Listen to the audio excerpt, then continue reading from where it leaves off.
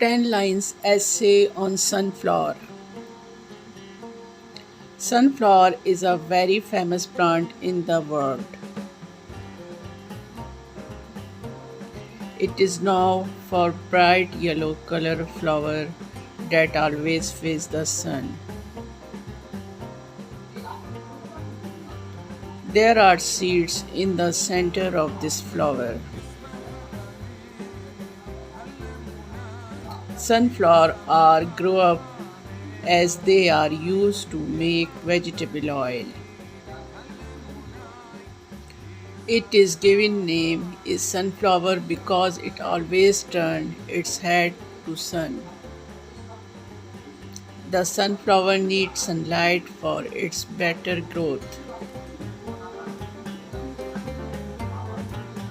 It becomes dull in the absence of sunlight. It has a long thin green color stem. Sunflower has many uses. Sunflower oil also used in cosmetics like cream. Like and subscribe please.